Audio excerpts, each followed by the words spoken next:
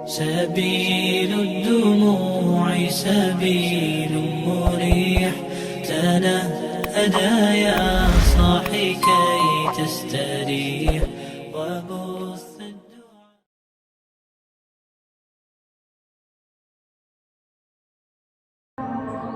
السلام عليكم ورحمة الله وبركاته.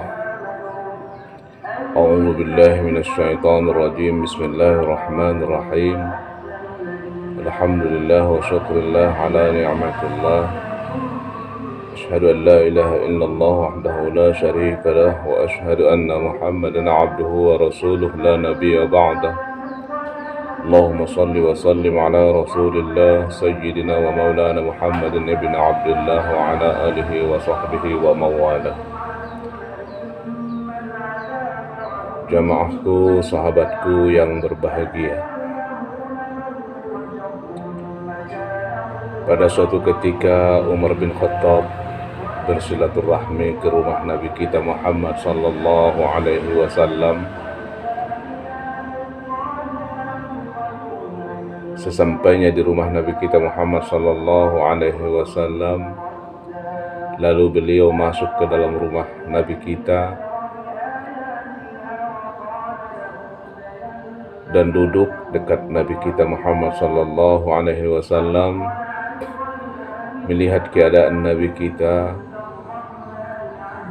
Umar bin Khattab meneteskan air mata ataupun menangis, sehingga Rasulullah sallallahu alaihi wasallam heran melihat keadaan Umar bin Khattab, sehingga beliau bertanya kepada Umar bin Khattab, "Ma yubkika ya Umar?" Apa yang menyebabkan engkau menangis wahai Umar?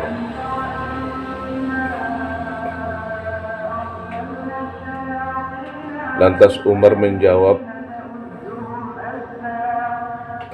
"Bagaimana aku tidak menangis ya Rasulullah? Aku teringat pada raja-raja yang sangat besar, kaisar,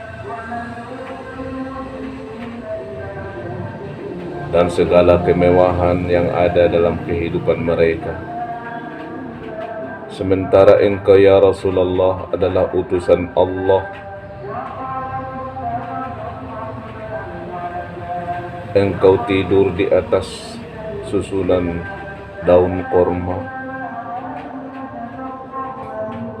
Sedih aku melihatnya ya Rasulullah."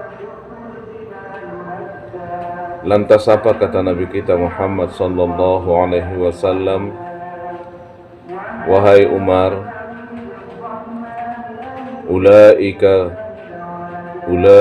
qaumun ujjilat lahum thayyibatuhum fi hayatihimid dunya,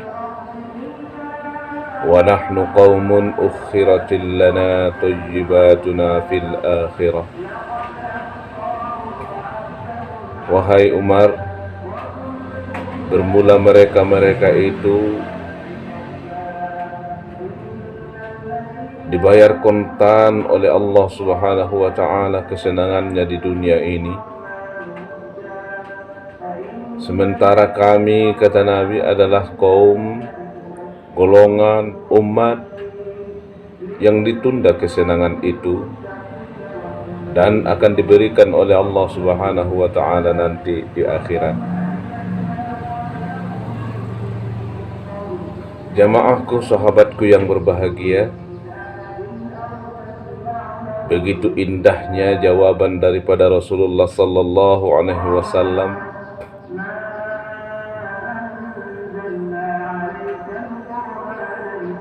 Jawaban yang diberikan oleh Rasulullah sallallahu alaihi wasallam bukan sekedar melegakan hati Umar bin Khattab, bahkan kita pun yang mendengarnya merasa lega. Bagaimana kita hidup di dunia ini,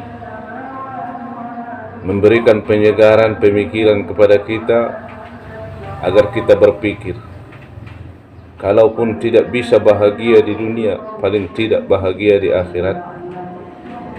Kalau bisa memang harus dua-duanya. Jamaahku, sahabatku yang berbahagia, kita hidup di dunia ini untuk menuju akhirat.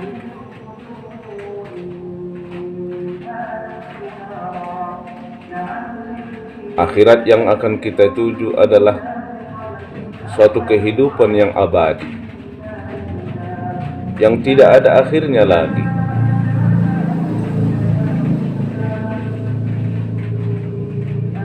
Maka dalam kehidupan ini perlu kita selalu meningkatkan kehati-hatian, yang kata istilahnya selalu waspada. Kita harus meningkatkan kewaspadaan, jangan sampai tergelincir dari kehidupan yang akan kita cari, kehidupan akhirat nanti. Jamaahku, sahabatku yang berbahagia,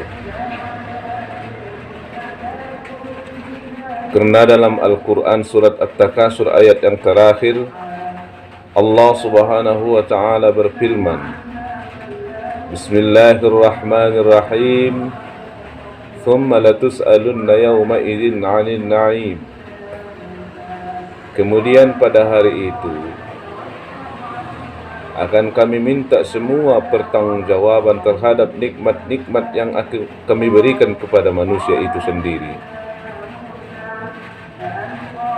Jemaah sahabatku yang berbahagia, mari kita berpikir bahwasanya yang ada dalam tubuh kita ini semua adalah pemberian dari Allah subhanahu wa ta'ala, dan kesemuanya akan diminta pertanggungjawaban oleh Allah subhanahu wa ta'ala. Secara jelas dan terang Allah subhanahu wa ta'ala menyebutkan anggota tubuh kita ini ada 7 dalam Al-Quran yang harus bertanggung jawab dan harus dipertanggungjawabkan. Yang pertama dalam surah Yasin ayat 65, Bismillahirrahmanirrahim, Al-yawma nakhtimu ala afwahihim wa tukallimuna aydihim wa tashhadu arjuluhum bima kanu yaksibun. Pada hari itu akan kami kunci mulut mereka, yang akan berbicara kepada kami adalah tangan mereka, dan akan memberi saksi kaki mereka. Kemudian dalam surat Bani Israel ada ayat 36, Allah subhanahu wa ta'ala berfirman, Bismillahirrahmanirrahim, Inna sam'a wal absara wal fuada kullu ulaika kana anhu mas'ula. Sesungguhnya pendengaran, penglihatan, dan hatimu akan diminta pertanggungjawaban oleh Allah subhanahu wa ta'ala. Kemudian dalam surat Al-Balad ayat 8 dan 9 Allah subhanahu wa ta'ala berfirman, Bismillahirrahmanirrahim, Alam naj'al lahu 'ainain wa lisanan wa syafatain. Bukankah kami telah memberikan kepada manusia 2 buah mata? Bukankah kami telah memberikan kepada manusia lisan? Bukankah kami telah memberikan kepada manusia 2 buah bibir? Jemaahku, sahabatku yang berbahagia, dari rangkaian yang disebutkan oleh Allah subhanahu wa ta'ala tersebut akan diminta pertanggungjawabannya nanti oleh Allah subhanahu wa ta'ala. Ketujuh anggota itu akan memberikan kesaksian yang sungguh sangat luar biasa. Kalau di dunia ini kita masih mampu untuk berbohong, untuk berdusta, untuk mengelak, namun di hadapan Allah subhanahu wa ta'ala kita tidak akan bisa mengelak, karena pada saat itu mulut kita yang sering berbohong ini akan dikunci oleh Allah subhanahu wa ta'ala, dan akan berbicaralah anggota-anggota tubuh kita yang disebutkan oleh Allah subhanahu wa ta'ala tadi. Jemaahku, sahabatku yang berbahagia, mari kita tingkatkan kewaspadaan, jangan sampai terjerumus anggota tubuh kita ini dalam dosa dan maksiat kepada Allah subhanahu wa ta'ala. Mudah-mudahan apa yang Fakir sampaikan ini bermanfaat buat kita semua. Barakallah wa rahmatullah. Assalamualaikum warahmatullahi wabarakatuh. Semoga bermanfaat. Jangan lupa like, comment, share, and subscribe.